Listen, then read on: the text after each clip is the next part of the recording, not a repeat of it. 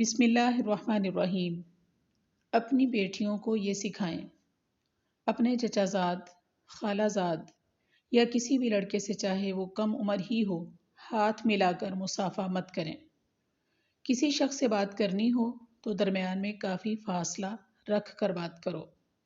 کسی بھی مرد سے معاملہ کرتے ہوئے حدود کا خیال رکھو اور اپنا وقار برقرار رکھو۔ پست آواز میں آرام سے ہنسو، بلند آواز میں کہہ کے مت لگاؤ۔ عام سڑک پر اپنی سہیلیوں سے بھی مذاق مت کرو اور راستے کے ادب کا خیال رکھو۔ لفٹ میں اجنبی مرد کے ساتھ نہ چڑھو، پہلے اسے جانے دو، اس کے بعد تم چلی جاؤ۔ چھوٹی بیٹی کو دکان بھیجنا ہو تو چھوٹے، باریک یا چست لباس میں مت بھیجو اور اسے زیادہ دیر ٹھہرنے یا دکاندار کے قریب ہونے سے منع کرو۔ سڑکوں پر کسی بھی مرد سے بات کرنے سے احتراز کرو۔